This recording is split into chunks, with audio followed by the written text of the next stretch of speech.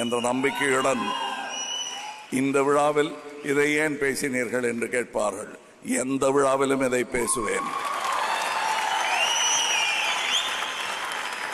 இது என் நாடு, நான் தமிழன், இதில் எந்த சந்தேகமும் எனக்கு கிடையாது. இந்த நாட்டின் ஒற்றுமையை காக்க வேண்டியது நம் கடமை.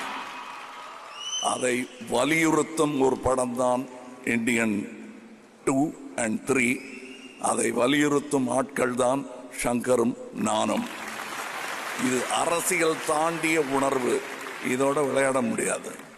இந்த படத்தை வெற்றியை காக்குவதற்கு என்னென்ன செய்ய வேண்டுமோ அதையெல்லாம் சுபாஸ்கரனும் சங்கர் அவர்களும் சக கலைஞர்களும் செய்திருக்கிறார்கள். இனி எல்லாம் உங்கள் கையில். ஜெய் ஹிந்த்.